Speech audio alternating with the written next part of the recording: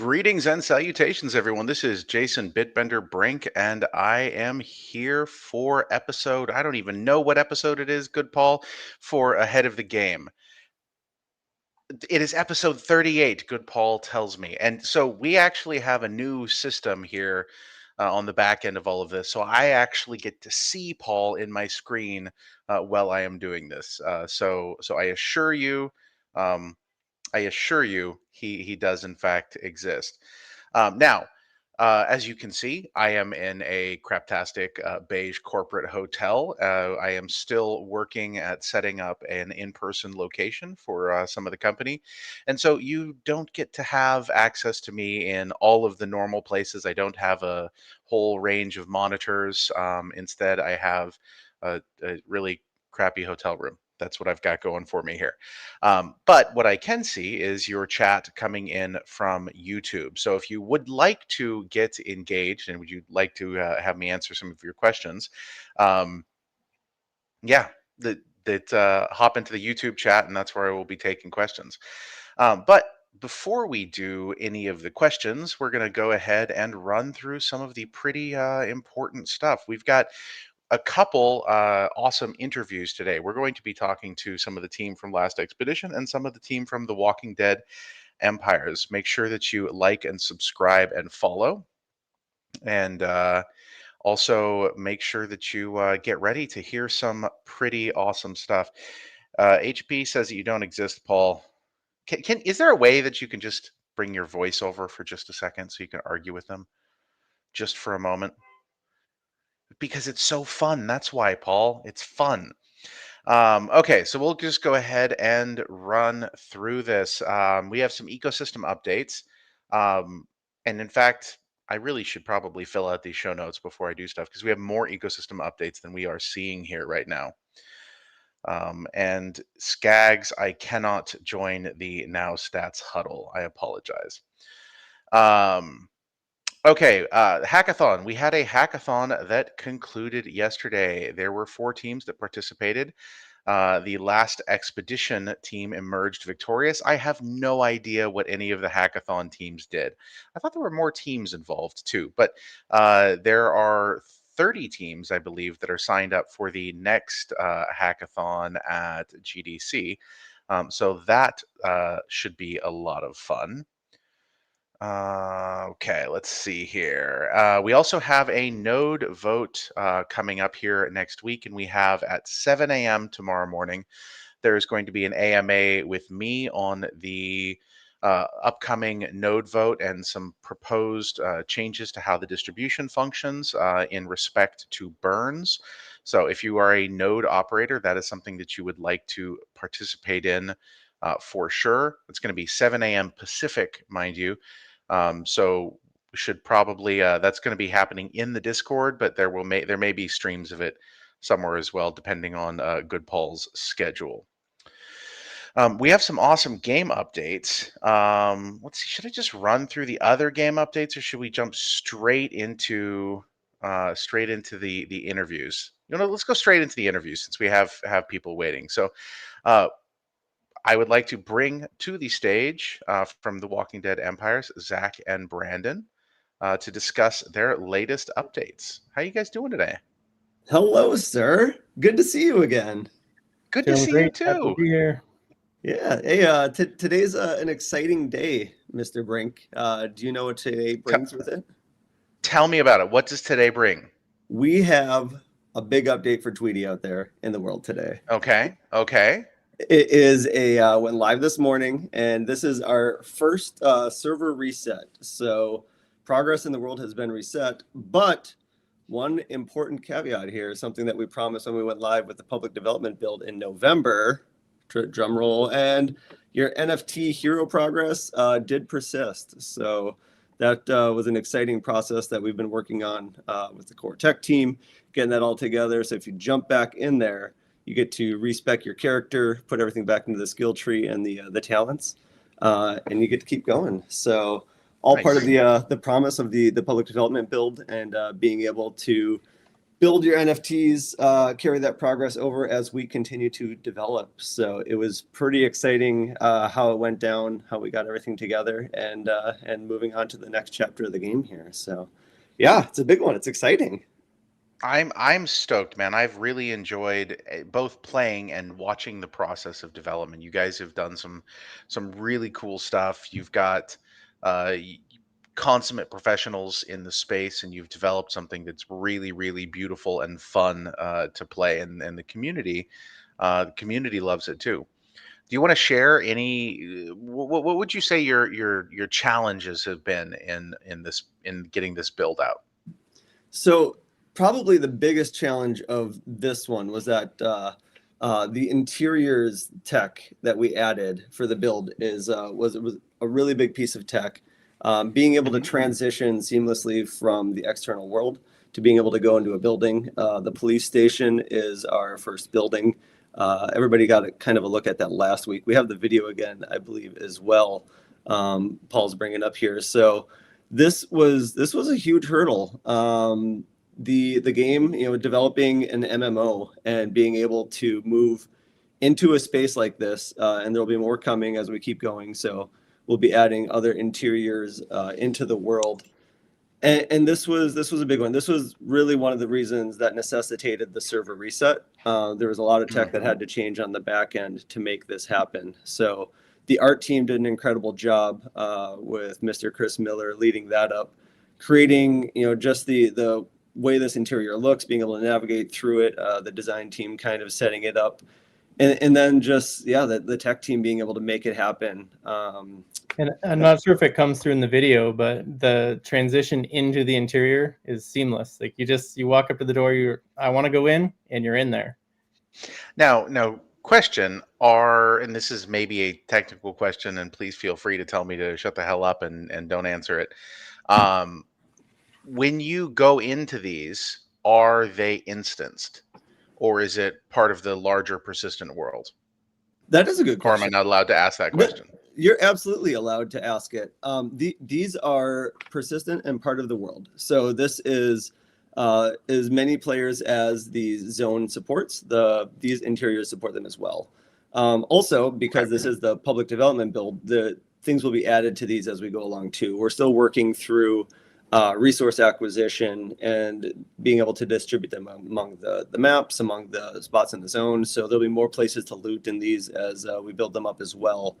Um, but that's kind of like a bunch of people can go into these, and then kind of I'm going to answer the question that I wanted you to ask. This does Oh, my support bad. the dungeons. Is kind of something that's coming up next. So those will be Gotcha. instanced where you'll be going in into similar sort of buildings, sewer tunnels, and those will be on your own or with your friends, and those will be instanced. So Okay. so we're building the similar tech, but we're going in multiple directions with it. So this is kind of the first big Nice. piece of the puzzle. Nice. I like that a lot. When you look at dungeons, what is your desired state for where you'd like to see that go? Brandon, I'll let you handle that one. All right, yeah. Well, dungeons really frees us up because they Mhm. are going to be instanced. We don't have to follow the rules of the world anymore, where anyone could walk in at any time. It all is persisting constantly.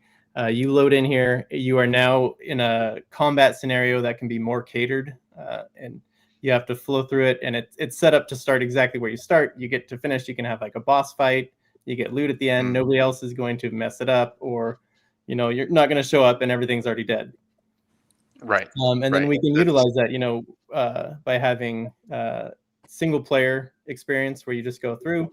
And then we can also have multiplayer where you come in with a party and you get unique experiences where you need mhm. multiple people, like one person with a key over here and one person with a key over there. So you To you unlock depend on a each thing at the other. same time. That's one of the things that I always find really interesting about this style of games. I'm personally much more of like a single player gamer. I'm not the most collaborative human being in the world, and I have a terrible tendency to Leroy Jenkins things. Anyone who's played on a team with me on Last Expedition knows that I have a tendency to go like, oh, there's the dangerous thing. Let's go that way.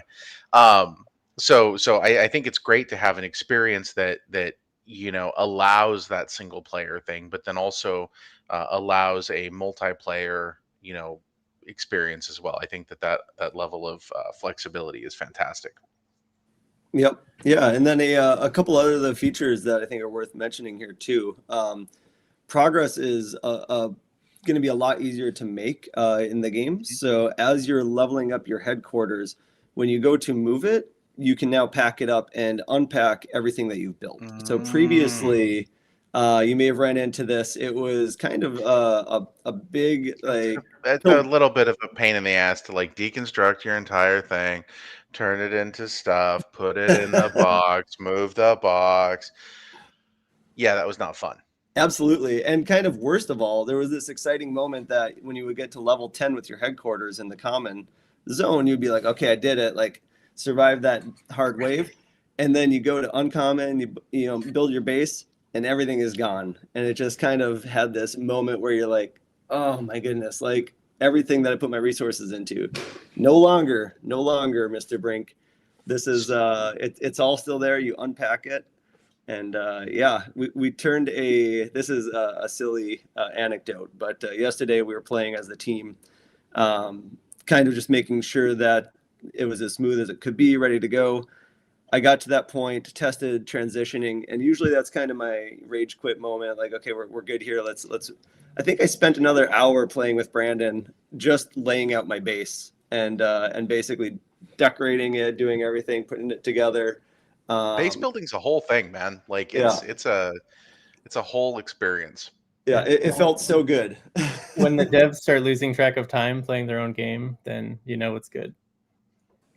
Yeah, and we got, I think Paul has one other video queued up there too of this was from last week as well, but the moving your constructs and like being able to rearrange your base now is just game changing from a decorative perspective. Like building these big bases, having a fun time, being able to just lay everything out. It just feels enjoyable now, where before it was functional, and now it's just a really enjoyable part of the game and the experience. So I absolutely love base building. It's one of those things.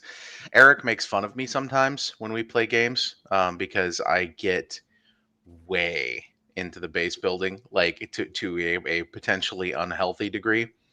Like I got really heavily into scrap mechanic, and I was building like these big gigantic auto heart tree harvesting monstrosities and vacuum tube powered. It's ridiculous. I go crazy with it. So I've stayed away from that because, well, honestly, I haven't had time because again, I'm here doing the actual doing the work thing, and my job, unlike your job, doesn't involve playing the game as much because you have to play it to test it. I just have to I have to do other things, a bunch of other things. So I'm a little bit jealous to be completely honest. Looks like got some. Anyone have any questions for for Zach and Brandon here?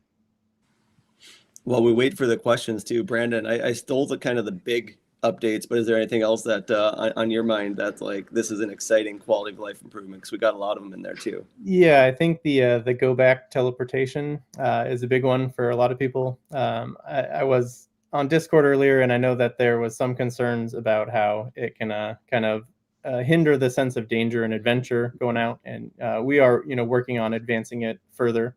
But there was even understanding that this is still in development, and this is just kind of a temporary state for it.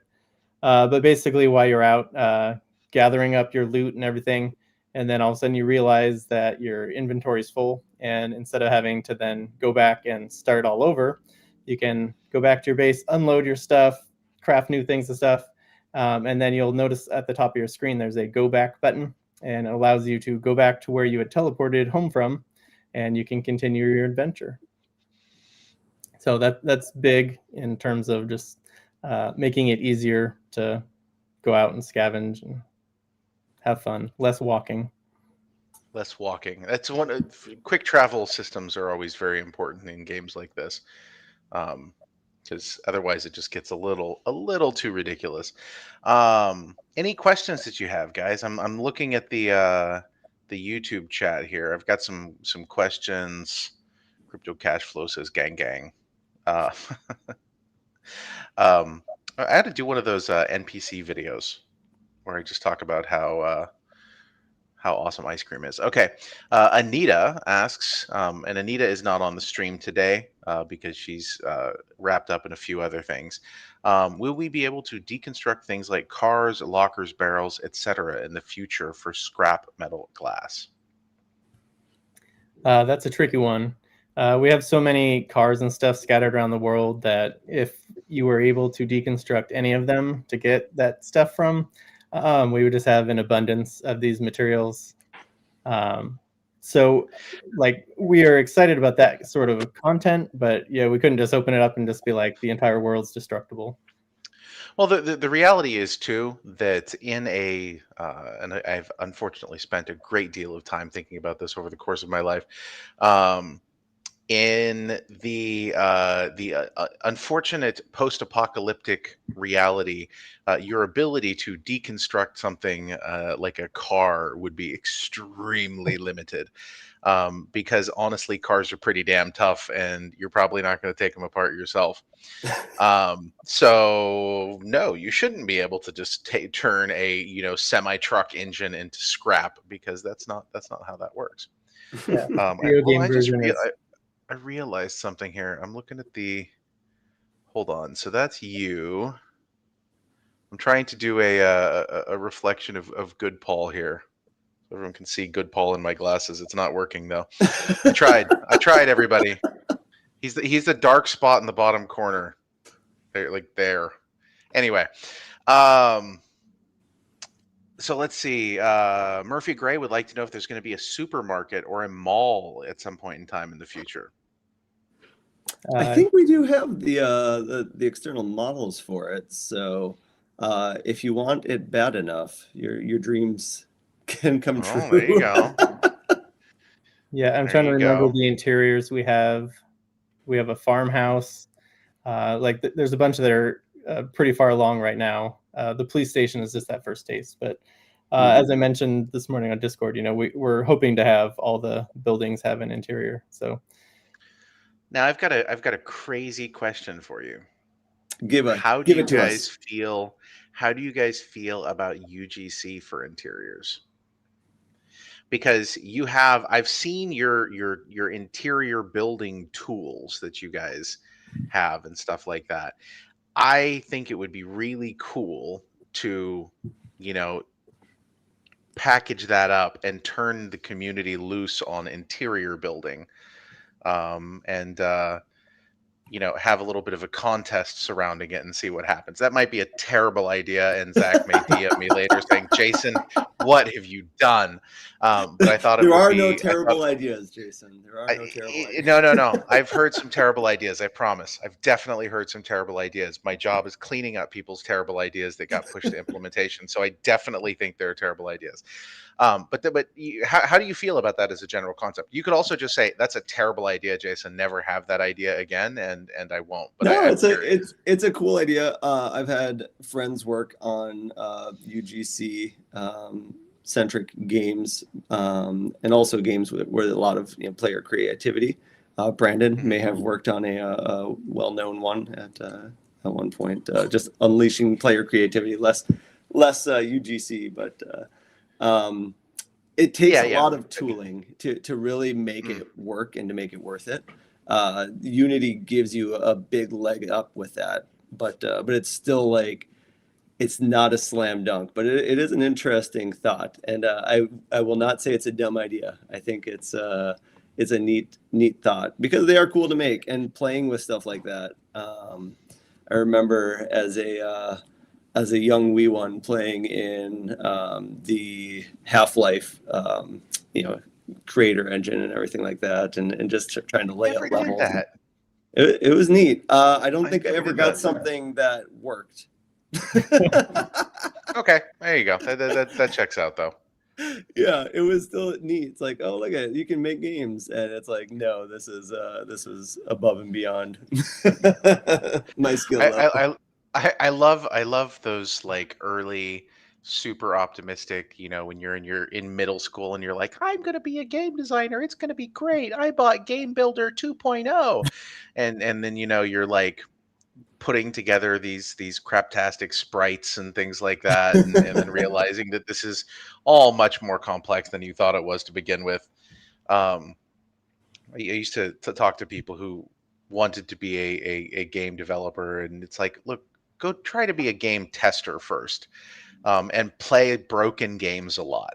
Like, get into the earliest tests that you can possibly get into, and just play really, really broken games, because that's gonna help you understand, you know, what that's like. Nick has a question on what engine is this based on. This is Unity, right? Yep. So yeah, we're using the Unity engine. It is a custom server that we wrote. So so it's a kind of an interesting architecture that we have.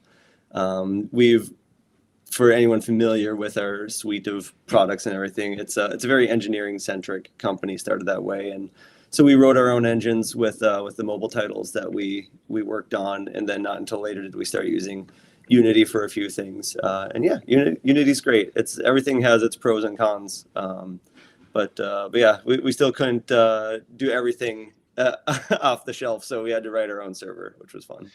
That's the way that it normally goes, man. Okay, let's see. Are there any other questions that you guys have? Let's do a few more questions. I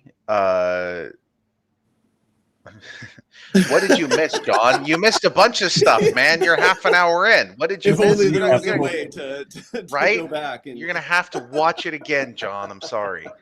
But you missed some cool stuff. But you're here now, and so there's gonna be more cool stuff. So you can be very happy about that.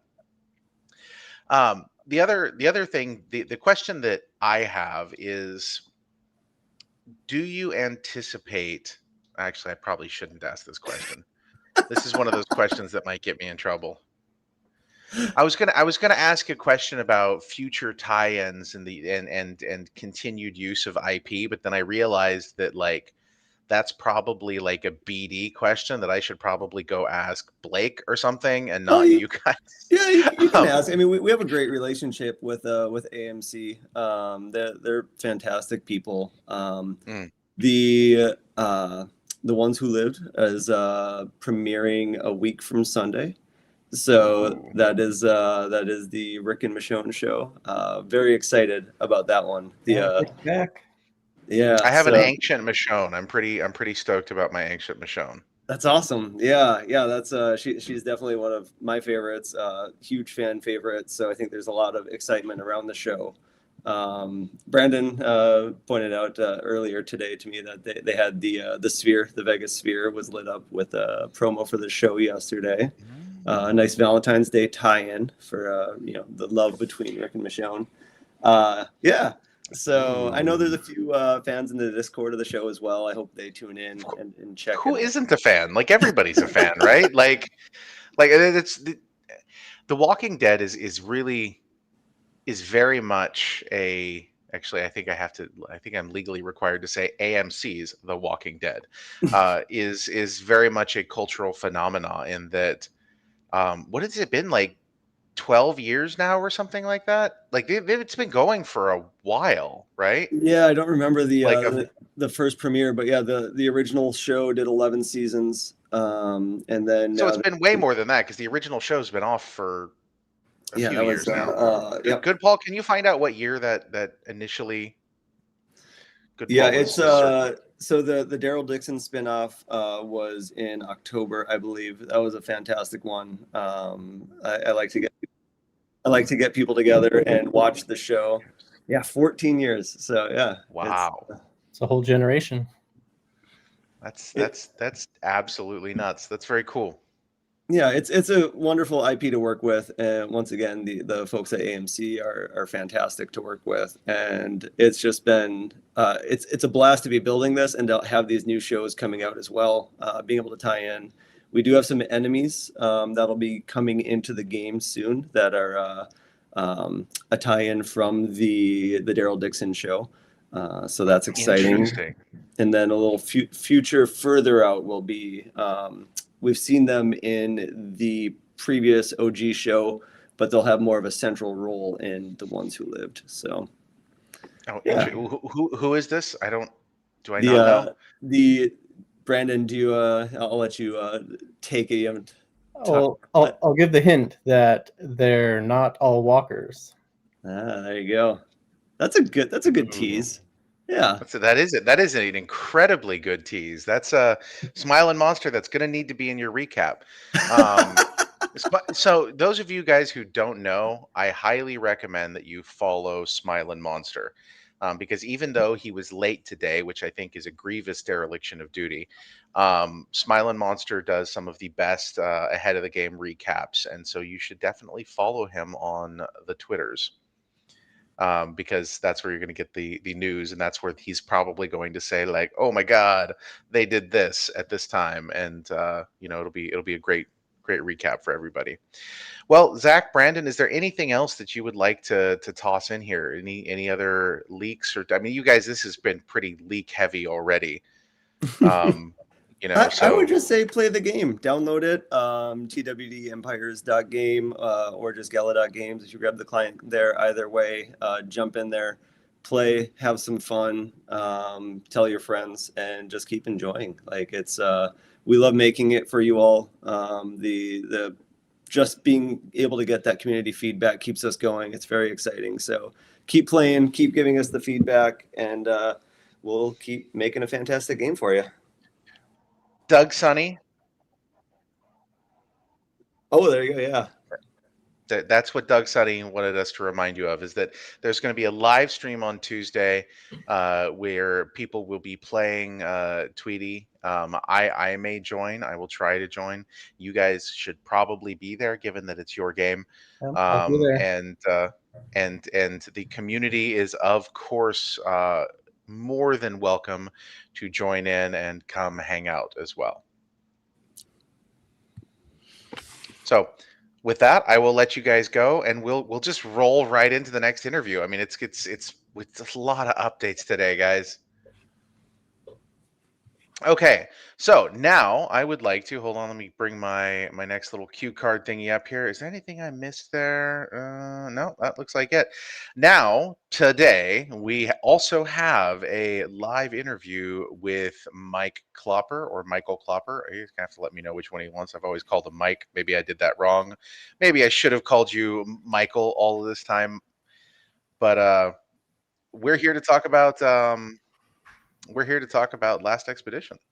Yeah, Michael, either one is fine. Yeah, my mom prefers to call me Michael, but she's my mom, so I let her. It's okay. It happens. Obviously, no problem there. Yeah, Zach and Brandon, that Tweety's looking amazing. You're always a tough act to follow. I love the look of it. It's been a while since I've seen it, and I've got to jump in there and play it. It gives me those old school kind of like Fallout 2, early Fallout vibes with that ISO view and your little character and going in and out of it. Love it. So yeah, I played the hell out of Fallout 1 and Fallout 2. Yeah. I played all the way through multiple times. Awesome. Some of my classic favorite games of all time. Yeah, I couldn't agree more. Awesome classic games. So you're channeling some really, really good stuff there. So yeah, we've got some, on the Last Expedition side of things, we've got a lot of recent updates that we want to talk about here. Some of them are just as of last week. Our first one is, we released a build last December that was for token holders only initially. However, as of last week, no token is required. So anybody can play. All you need to do. So you're saying that it's fully free to play. Anyone can come in and jump in and start playing. Yes, that is correct. They just need to go to the lastexpedition.game website, and you can download it there, and you can fire it up and play it. Now, you will have to have an Epic account. If you have one that exists, you can link it to that one, or you'll have to create a new one if you don't have an existing one. That's the one thing that you have to do. But other than that, yeah, it's easy, it's fun. We want people to, you know, tell their friends, get them on board. This is a great game to play with your friends. That's what we're, you know, It is. this is all about. And yeah, it's something that we're super excited about because, you know, that we want to remove that barrier to entry and get everybody playing. I think that that's one of the really important things here is that not only is it fully free to play, so anyone lastexpedition.game, you can jump in, you can play, you can have fun, do all of that. You can also take something out of the game now, right? Yeah, that is correct. It's a good segue That's a there, thing. Jason. Thanks for That's a setting that thing, up huh? for me. And yeah, we actually now have player rewards, and we did our very first rewards drop, and that also took place last week. So Mhm. if you And played, John Portillo, I think that says Portillo or something yeah, like that, asks people who have these tokens, do they get anything special? well, so you do actually. So when you play and you earn rewards, you earn bonuses for each match that you win, right? So if you're a token holder, you're going to earn extra. You're actually going to earn double the amount if you didn't have one. So that's There you something go. to remember. So yeah, we But you always can want. come in, you can play, you can earn some of these tokens without any sort of anything whatsoever. Well, yeah, you will have to have like a Gala account at this time. Well, I mean, However, yeah, moving forward, that's a fairly light lift to have a Gala account. That's yeah, an exactly. astonishingly light lift. It's like literally one click sign on, sign in with Facebook. Yeah, it's getting You're done. better and better, easier and easier, and so we're really excited about that. And so yeah, to earn rewards, that's basically what you need to do, and you need to win. Right, that's the other important part. You've got to extract off of Aura, the planet. It's very Mhm. challenging. There's a lot of monsters, and depending on if you're playing PvPvE, there's also enemy teams too. So they're out there trying to prevent you from taking the core and extracting off the planet. Yeah, so those rewards, we did our first drop, and basically, if you won matches between December and last week, uh, you were rewarded a couple of different things. There's actually three things. Number one was minerals, right? So you're rewarded minerals. You were rewarded fragment chunks and also Mhm. core chunks. Now, these three things are important because we're actually going to be using these in the future as part of our metagame crafting system, right? So we'll have Mhm. recipes that you can unlock, and you'll be able to craft some really cool stuff using these materials. So you want to accumulate these things now, right? Get yourself a good stockpile because you're going to be able to redeem those in the metagame. So we're pretty excited about that. This is just our like first foray into the metagame, right? We wanted to just kind of establish it with a very small foothold, and yeah, we're really excited about just getting this into people's accounts. I'm super stoked about it too because what it does is it makes Last Expedition not just free to play but also a play and earn title. Now that earning doesn't have a direct financial connection at this point in time. You would need something either a bridge out or some sort of exchange type functionality on GalaChain that would enable you to do something with that. Just putting that out here for no specific reason whatsoever. But yeah, so Last Expedition free to play is also play and earn, and that is something that makes me incredibly happy. Now, what's going on with node owners?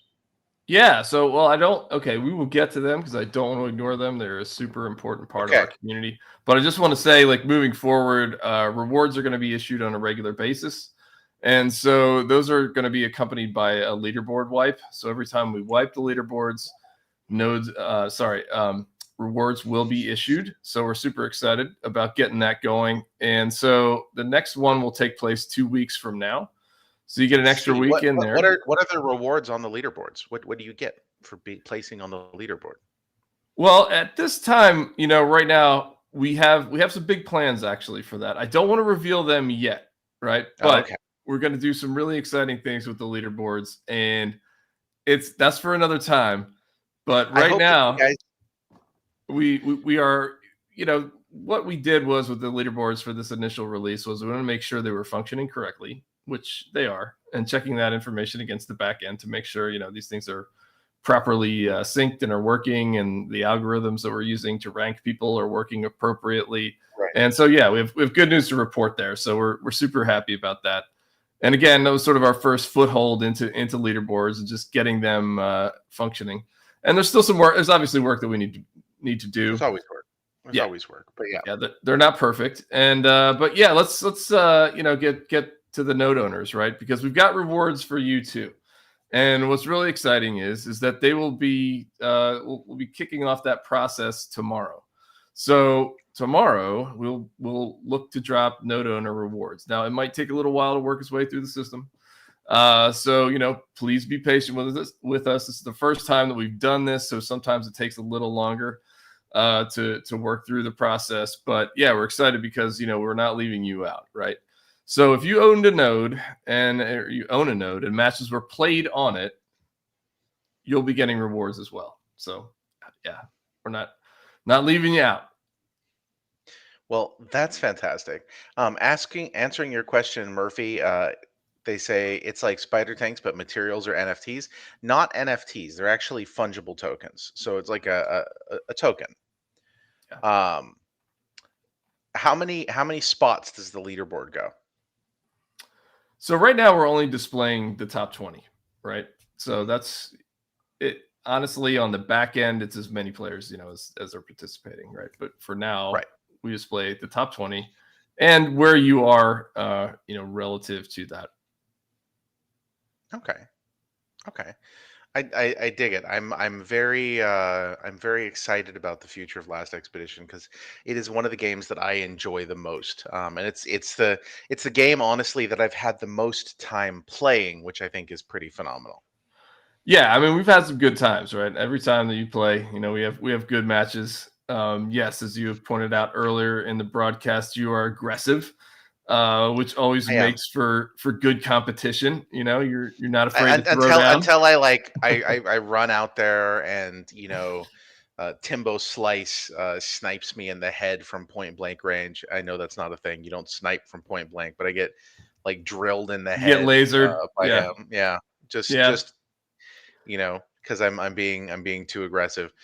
Yeah, it's so like I said, and as you are very well aware, Mike, we are starting to do a little bit more in-person work, and I feel very bad for the other people that work in the office space with us, because it went from being a building with some accountants and some tax people and things like that to a building that's like 60% filled with degens who leave their office doors open because we filled the entire damn thing up. So we're talking to each other across rooms, and a bunch of us on computers with machine gun fire coming from them at all times as we test and play and things like that. It's a little tiny shift in the vibe of the place. It's good times though. Yeah, game company office spaces are always special, for those reasons. Some of my best memories have been in, play tests with a group of people all fighting each other, and, yeah, that's just a lot of fun. It's a great, great energy. There's when everything is going well, when your game is playing well, there's this great energy in the room as people are, engaging with it or fighting, having fun. And yeah, as somebody who's developed games and been involved with that, that's always super rewarding. Yeah, I think it's a lot. It's a blast. I've had so much fun playing Last Expedition. I know that we have some cool new gun concepts that we wanted to show off. Is that true?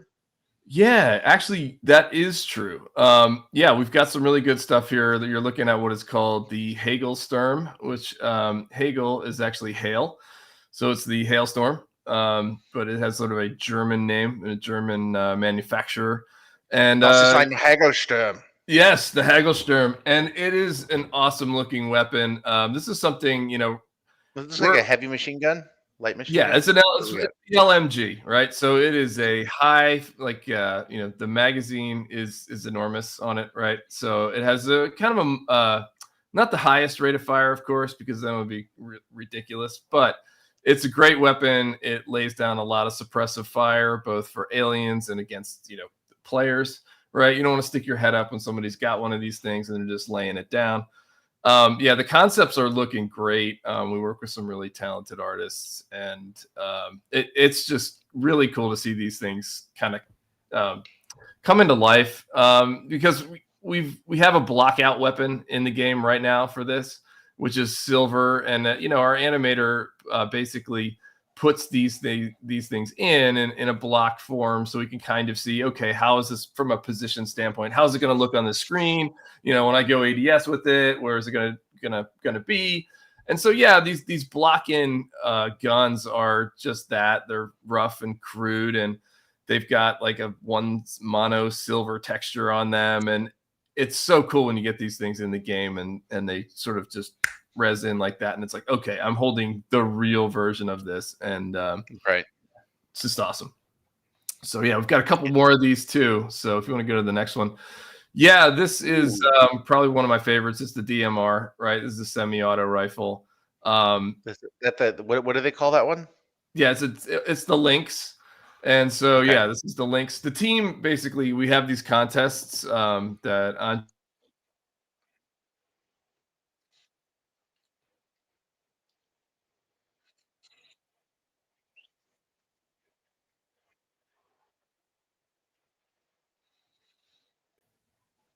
We lost Jason. No. I'm here. We just lost you. Oh, we lost me. Okay. Hello, everybody. Yeah. Yeah. I'm Well, all right. Now, right now. All right. I'm back. Am I back?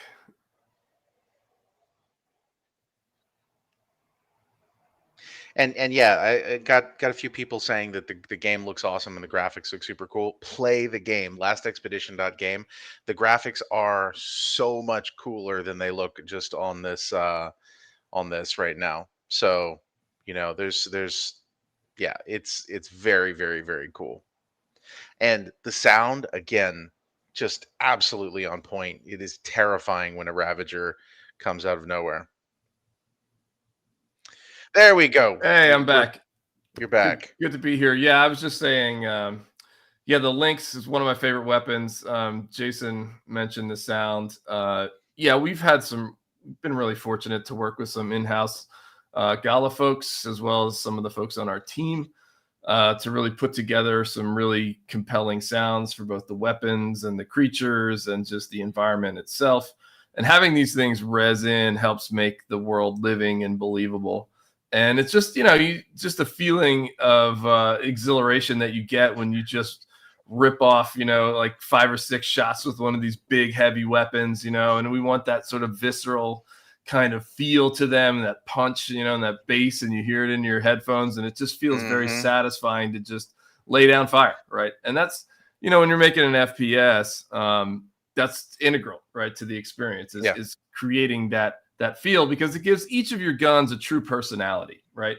The other really cool thing that we've been doing too is Abe is our guy that does a lot of the technical sound design, and he's done some really interesting things too with attenuation and fire from far away, right? So I can, like, if somebody's using a Hagelsturm and they are shooting, I know that, right? Because I can hear that distinct fire, One of the other weapons that we're going to look at too that's coming up is the grenade launcher. And that has a very distinctive sound as well, both, far away and up close. And that attenuation really clues you in, because you're like, uh-oh, that enemy that we want to attack has a Hagelsturm, and they have, one of these grenade launchers called the Splat, right? We got to be, we really got to be on our toes, because these guys watch out for the Splat, man. Yeah, the Splat is awesome. We're taking a look at it here. This is our grenade launcher. Again, it is a lot of fun to use. It can lay down suppressive fire. It's great to use against some of the bigger creatures like the Ravager and whatnot, because they're really big targets.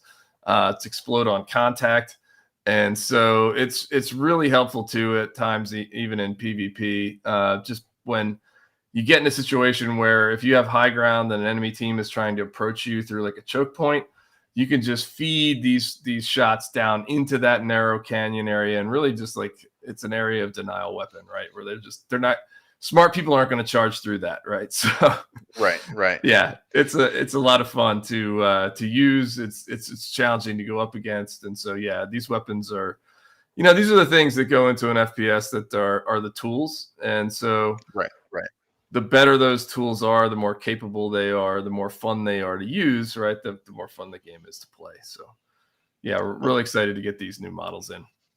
Do you want to share? Because one of the things that when we were working together in person, um, sorry, I was reading Spanish there for a second. Hola, William. Um, One of the things that we did is we talked a lot about lore. Is that something that you can or want to share anything about? Well, yeah, I mean, lore is kind of fascinating to me. It's something that I work with two other individuals on the team with, right? And yeah, it's Phil Wattenbarger and Ryan Mansfield, and the three of us really kind of Tell them shepherd something the about it. yeah shepherd the Somebody's knocking at my door. I'll be right back. You tell them about lore for a second. I'll be right back. yeah. Okay. All right. So I think one of the interesting things that we're working through as a team as well is like the story of Aura, which is the planet, and there's some really interesting mysteries about Aura. And for one thing, it's actually not where it's supposed to be. It was transported light years away from its original location, and nobody really knows why. Right. So that's one of the mysteries that, when we're playing the game, and as we have seasonal content, we'll be exploring. What happened to that planet? Why was it transported? Where, why is it here? Why is it here now? Right. The other thing was that Aura was originally a farming colony, right? So it was almost like an Eden-like paradise, right, where it didn't have a lot of predators, right? It didn't have a lot of natural predators. Crops and things like that were very easy to grow, and so the original people that colonized it were essentially farmers, and they started a farming colony there. And so we don't know where they are. We don't know what happened to them. Are they alive? Are they dead? They're presumed dead. Some of them, like their mechanical combines and harvesters and things like that, and their original materials and things that they left behind are there, but we don't really know what happened to them. And we also have a mysterious alien presence known as the Notari. And the Notari were long thought to be extinct. However, on the planet of Aura, there's more Notari artifacts in one place than humanity has ever seen, right? And so that makes Aura incredibly valuable. And that's why you as hunters are going down and getting this alien technology and bringing it back, right? And that's why you're risking your life to do this. But we don't really know a lot about the Notari, and they were thought to be extinct. However, they're not. And so the relationship of the Notari to the planet and the colonists and the people, and that's these are all things that we're going to explore as we take this journey basically through our fictional universe. So I'm super excited about that, right? There's a lot of kind of cool things that we can, surmise about what happened to the colonists. What are the Notari? Why are they doing what they're doing to the planet? And yeah, I'm looking forward to revealing those things. I have so much fun talking about lore with you guys on this because it's just such a beautiful, rich experience within the world of Last Expedition and on Aura. And I think I don't have we ever released the bios for the main characters before? There's a little bit of stuff that we hint about in the UI shell, right, when you're selecting the characters, but it's really very much it's more tactical, right? It's more like, okay, this is what right. This guy's a support character and here's the special. But we haven't really gone into who they are. I think that would make such fantastic content because I have read those bios. I read some stuff that I got from you some time ago, and it really brings characters to life. So I think that would be a cool thing to go into at some point. You don't have to do it right now, but Yeah, sure. No, unless there's something you want to share. If there's something you want to share, I know that people would appreciate it. Well, I mean, I think that's a great release to the website, right? Like really cool thing that we could update, where it's like, hey, look, you want to know more about your favorite character? Well, here's who they are, right? And here's sort of their fictional place in our universe, and here's how they got to be where they are, right? Fighting, aliens on a hazardous planet.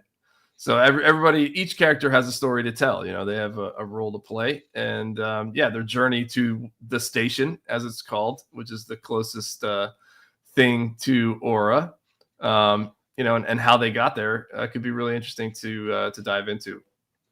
That it's super cool. And to call Aura a hazardous planet is possibly the understatement of the century. Any place that has the likelihood to kill you and three of your best heavily armed buddies within 10 minutes, as well as at least two other teams, if not three, is a pretty dangerous place. It's a pretty dangerous place. The other thing that I really love about Last Expedition, and those of you who have not played Last Expedition, again, lastexpedition.game, get in and play, because every time you play, you're playing on somebody's node. Okay, every time you get into that game, you are playing on somebody's node. And that is such a phenomenally powerful thing, because I've talked about it before, but when AWS East went down, what I was able to do? I was able to get in and play Last Expedition, and that's so freaking cool to be able to accomplish.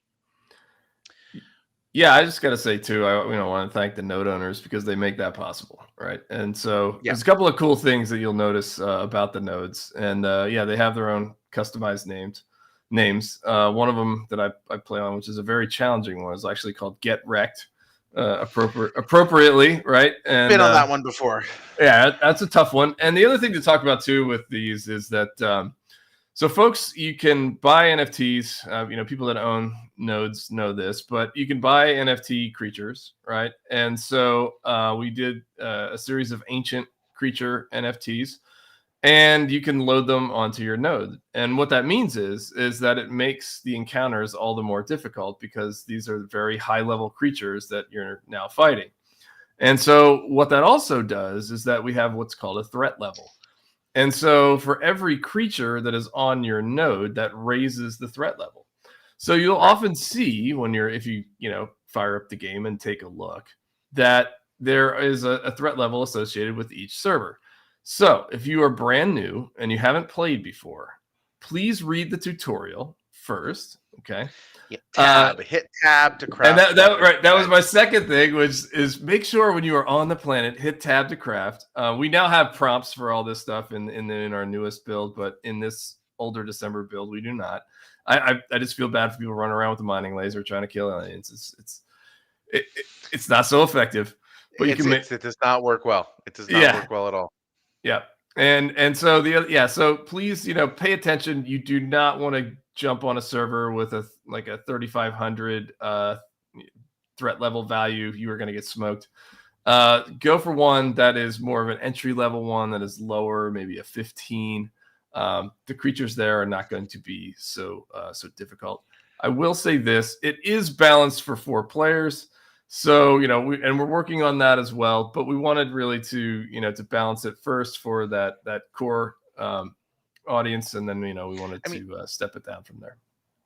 Yeah, but even with before people were able to put their extra hard NFTs, I think I was only able to solo the map and get an extraction a handful of times. With those Get Wrecked, if you try to solo Get Wrecked, you will get wrecked. I challenge any player. In fact, you know what? I will put a bounty on the first person to solo by themselves Get Wrecked, and record that and post it to social media. I've got something special for you, because I don't think it can be done. So Doug Sunny can solo for 20 seconds. That's about how far I make too. Anyway, Very Mike, cool. Is there anything else that you'd like to share with the community today? Yeah, we have one more thing that this is for node owners as well, and this is we've got some new website functionality that's coming out, and so you'll be able to go to lastexpedition.game, and when you log in, you'll be able to see some stats for your node, and sort of things like match statistics, number of people that played, number of people that successfully extracted. Yeah, we're gonna try. This is stuff that we as devs have at our disposal right now, and we're looking to bring some of that functionality to node owners because it's really cool to look at, right? And you can kind of see what's going on, how successful people were or weren't, right? And so yeah, it's really cool, and we want to share it with node owners. Now, I do recognize I am a crappy player, but I have a bunch of people in the comments popping off about, I've done that, whatever. I can solo get wrecked. Fine, not a big deal. Do it. Post it. Let's do it, guys. I've got what do I have? I'll have to look and see what I've got, but I've got something badass for you, okay? Very cool. Well, Mike, thank you very much for joining us today. I really appreciate it. It is always an honor to hang out and talk about Last Expedition with you, and even more so to play it with you. So I will see you on Aura at some point in time in the near future, man. Yeah, absolutely. Thanks so much, Jason. Really appreciate it. And as always, great talking to you. And yeah, let's play some games, man. Let's do it, man. Looking forward to it. Peace out, man. Have a great day. All right. See you. Okay, guys. So that concludes the interview portion of things. I've got a few more game updates to run through with you guys. And then a little bit of random ecosystem discussion, and then maybe at the end we'll have a little bit of time for some AMA type stuff. But we'll just drive right in. Got some updates for Common Ground World, and before we drive into the updates, I've been working with the team on making sure that that light paper is ready to go. Got some stuff in there, got some good updates coming, hopefully within the next several weeks for the nodes, which I know will make people happy. Definitely want to deliver on that for you guys and give people the freedom to do what they would like with those, as well as some interesting things that we're doing that will be connected to play and earn concepts. But we have a sneak peek into next week's event, Image 7. Going to let that one play. Good, Paul. There it is. The next event will be bracelets. This is also a Blueprint reward week. This means that you can still get the reward for playing the event, even if you rank outside of the top 1200, but you still need to sell at least 100 bracelets during the course of the event. So that should be pretty awesome. Tomorrow, the Artisan Guild Rare will be going on sale. Let's take a sneak peek at the NFT and the in-game action. We have an in-game action, or is just the NFT? Nope, just the NFT apparently. Good Paul says just the NFT. So, and then the other thing that I'd like to talk about when we talk about sales and we talk about these sorts of things, all of those sales and purchases that are taking place now are burns. So everybody is aware. So if you buy something in Common Ground World, especially if you buy it in Gala, it's a direct burn that happens right then. If you buy it in something else, then it goes through a process, but eventually that becomes a burn. So take a look at that. Light paper V1 is on its way, and there will be a few more adjustments, and then that should be good to go. And earnings will be coming at the end of Q2. Don't forget about the weekly town hall on Friday at 8 a.m. Pacific. So that is tomorrow. That'll come right on the tail of my AMA about the node proposal. The Discord has the time in your local time zone, as well as links to submit questions ahead of time. So go for that.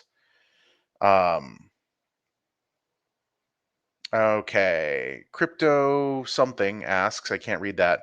I'll just answer. Actually, Paul, I'm going to ask you, and this is going to be a little bit of pain in the ass. You can scroll that chat, right?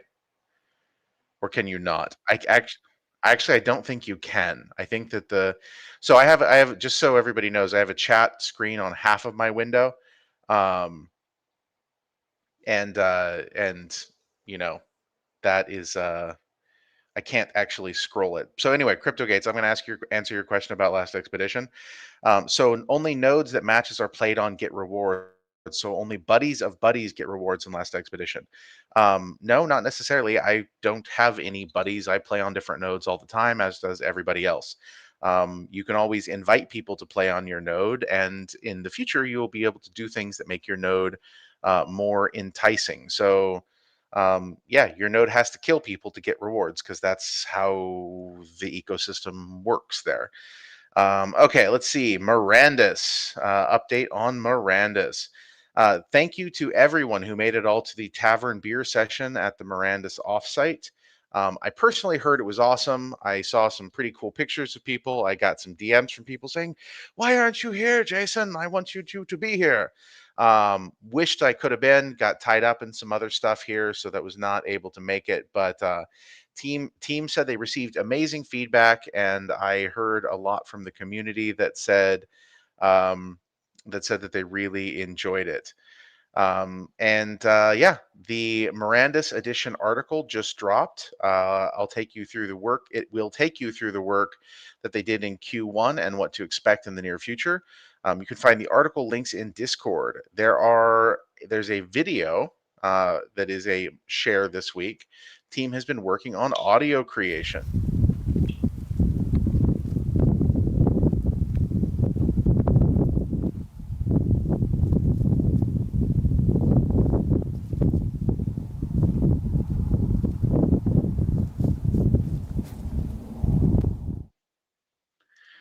There you go. Walking around on a mountaintop, recording your footsteps. Cases of third-party games like Poker Go, there is still a third-party chunk that goes to the developer, but the Gala side of that, if you make a purchase, is burnt. So that's a cool thing. We also have an update for Legends Reborn. There are many things in flight for the game, getting everything integrated with GalaChain and other systems. The developers put together a quick video for us to showcase what is updated and how the game is looking. Good Paul, run it. Hello legends, hope everybody is doing good and having a great start to 2024. I wanted to spend some time today and talk about some of the features the team has been working on for the last 2 to 3 months. The focus for us has really been on building some of the more Web3 and economy features to support the main game. Honestly, the core game we felt was pretty solid and fun, so that's where our focus has been, really creating those meta features. So with that said, the first feature that's presentable is the events feature. This feature is very similar to those features seen in other Gala games where there is a leaderboard and you can score points on this leaderboard based on a bunch of rules, and as you get higher and higher on the leaderboard, depending on where you end at it, you get rewards, and these rewards would be the crypto rewards you see in other titles in the Gala ecosystem. That said though, with our iteration of this feature, we really focused on simplification. So as an example, instead of seeing the multipliers and the modifiers you see in other Gala games, we moved to addition instead of multiplication. So these are these absolute numbers that you see based on the scoring rules. So you can score points based on the MMR you get in a PvP match. You get points for winning a PvP match on a specific venue tier. You get points for hosting a match on a specific venue tier, and you also get points for using NFT creatures in your deck in a winning game. Ignore the numbers for now. These numbers are purely meant to make it easier for the QA team to verify if each of these scoring rules are working. So obviously this will change, but this gives you a general idea of, we display clearly what the scoring rules are. We also have, like other features you see in the other Gala games. You have a leaderboard where you can see where you're placed currently. You can ignore that's obviously a bug we'll fix, but you can see where you are positioned right now, and where other people are at.